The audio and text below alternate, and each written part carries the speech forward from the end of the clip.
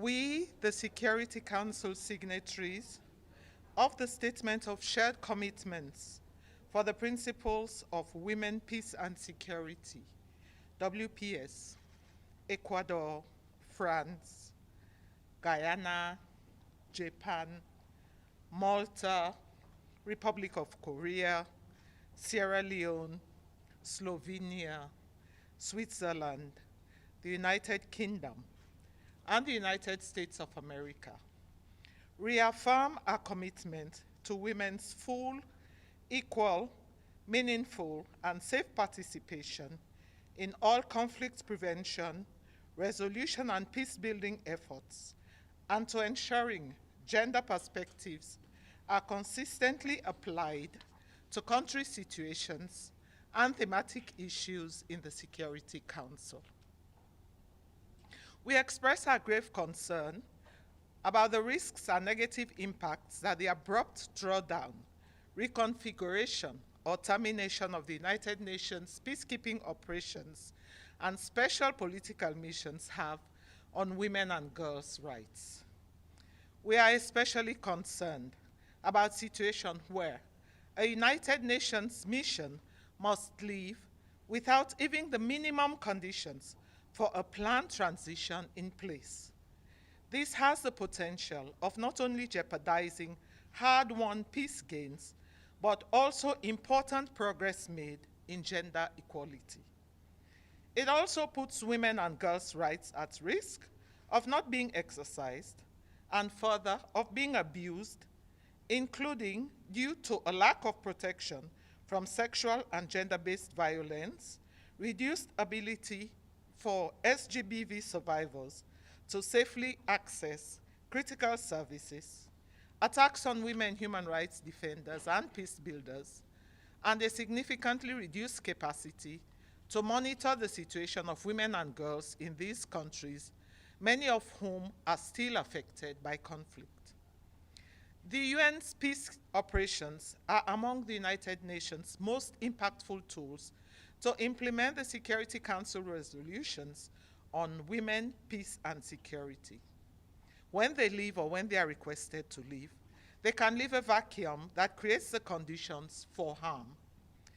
In the Security Council, several women civil society representatives have warned of the risks of hasty departures and the impact that these would have on the security of women and girls, humanitarian access, and the rule of law, and time has unfortunately proven them right. To address the disproportionate impact on the rights of women and girls, we underscore the need for comprehensive gender-responsive conflict analysis and technical gender expertise to guide gender-responsive transition processes and other contingency.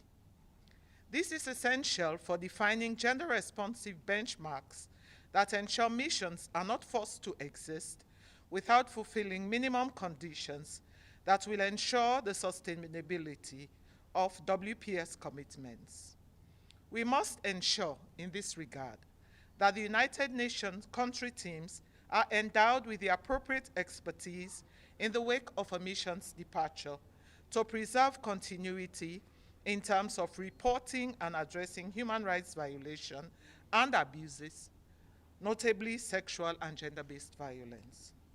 We also reiterate the call of the Security Council for women's full, equal, meaningful leadership and safe participation throughout the transition processes, and to ensure that the needs of women and girls are fully integrated in all stages of mission transitions, including through the establishment of and compliance with gender-specific benchmarks.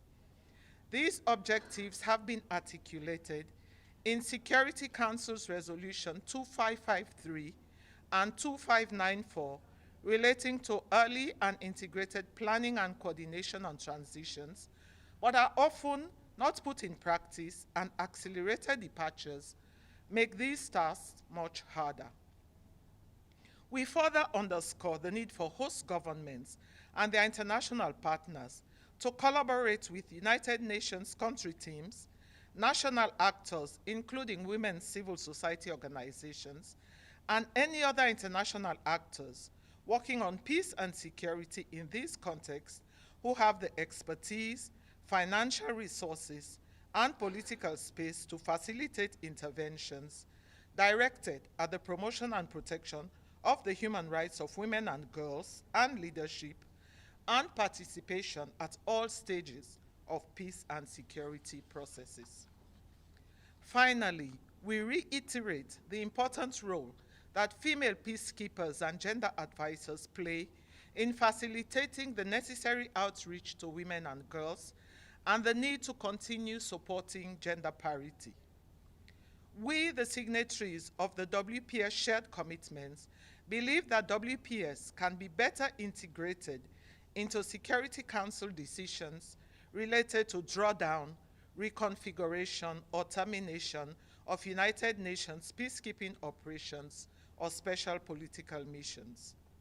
We are committed to working together to ensure more inclusive and well-planned transition processes that are guided by comprehensive gender analysis and that allows for women's full, equal, and meaningful leadership and safe participation in public life, and the prevention of and response to sexual and gender-based violence during and after the withdrawal of a United Nations mission.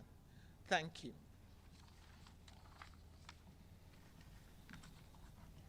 Madam Minister, would you take a question? Voice of America. Could you tell us in your national capacity, as a member of the A3 and Council President this month, do you feel a duty, perhaps, to do something in the WPS agenda to help the women and girls of Sudan who have been disproportionately affected by this conflict, particularly gender-based and sexual violence?